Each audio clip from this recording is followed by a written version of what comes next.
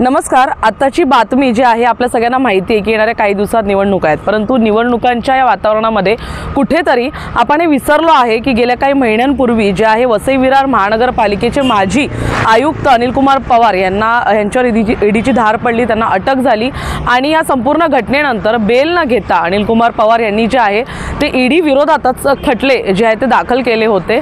परंतु आता ईडीने असे काही पुरावे दिलेले आहेत ज्याच्यामध्ये आपल्याला भ्रष्टाचाराचा नवीन चेहरा समोर आलेला आहे। वसई विरार महानगरपालिकेचे माजी आयुक्त अनिल कुमार पवार यांच्या विरोधात तसंच जवळपास 18 भूमाफियांविरोधात एक 341 पानांचा आता दावा जो आहे तो संपूर्ण पुरावे जे आहेत ते आता दाखल करण्यात आले आहेत आणि ह्याच्यामध्ये नवनवीन खुलासे झालेले आहेत।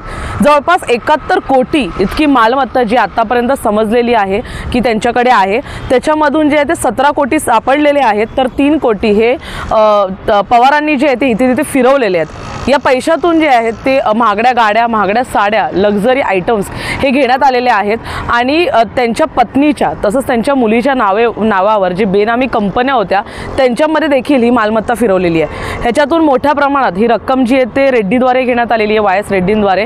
हा संपूर्ण घोटाळा मी तुम्हाला सांगू इच्छितो ह्या प्रकरणी झाला होता की इमारती ज्या आहेत त्या इमारतींमध्ये मोठ्या प्रमाणात जे आहे ते घोटाळे होत होते आणि प्रत्येक चौरस मागे 20 ते 25 रुपये घेतले जात होते। याच्यामध्ये काही भाग हा अधिकाऱ्यांचा असायचा, काही भाग आर्किटेक्चर्सचा पण असायचा आणि अनिल कुमार पवारांचा पण ह्याच्यामध्ये एक मोठा वाटा होता, ज्याच्यामुळे नंतर हा संपूर्ण भ्रष्टाचार बाहेर पडला।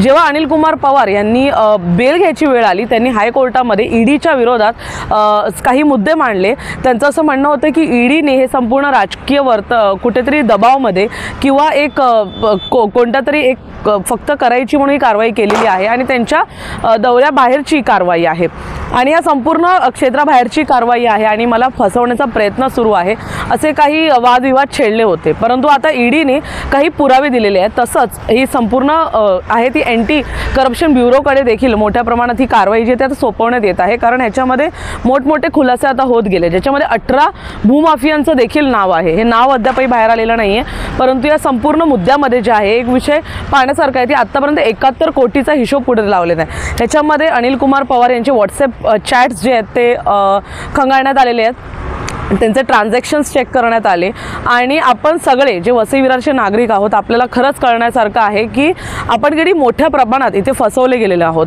आपल्याला एका बाजूला असं कळलं की 1 कोटीच सापडले आणि खरं तर कोणतेच म्हणजे आपण वसई विरारकर कुठेतरी सॅटिस्फाईड नव्हतो की 1 कोटी कसे सापडू शकतात। जवळपास हा आकडा जो आहे तो 100 कोटींपर्यंत जायला पाहिजे होता, त्याच्यावरती जायला पाहिजे होता।